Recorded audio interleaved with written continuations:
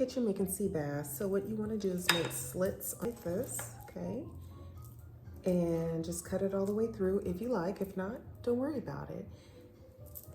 I like to pour a little bit of butter. You can gauge it. Fresh rosemary.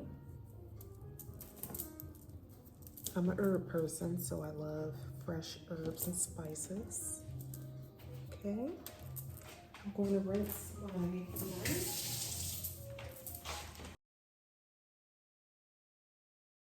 Lemon. And then start seasoning. A little bit of garlic powder. Slap your mama.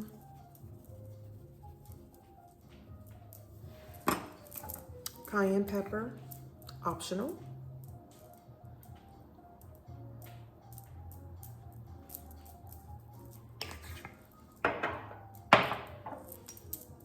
Paprika.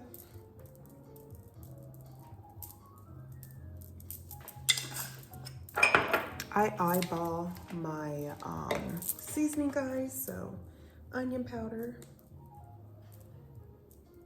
Okay.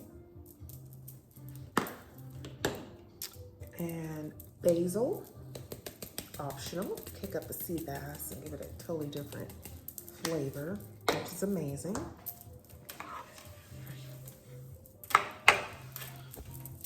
I'm OCD in the kitchen, guys. And if you wanted to, you can utilize black truffle infused. Correct? I'm reading it backwards, guys. So it's called truffle salt, and it's black truffle infused. So I'm not big on salt, but here you go, just a little bit. And black pepper or peppercorn.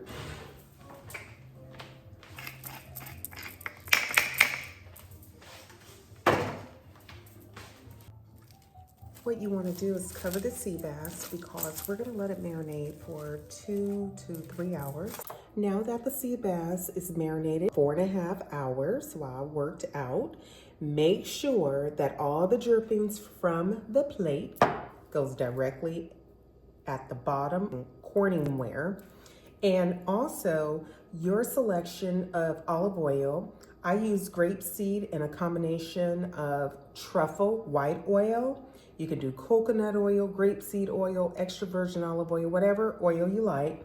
And maybe 3 to 4 teaspoons, because remember, we coated the sea bass with butter. Let's put it in the oven, guys. Oh, I utilized the lid. You can use foil, okay? Let's put that baby in the oven.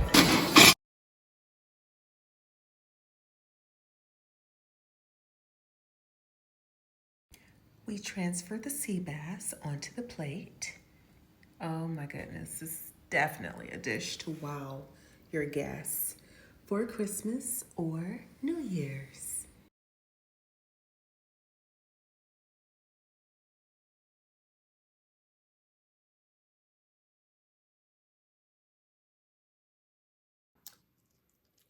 Tender. Oh my goodness. You see how it's so flaky. Look at that. Amazing.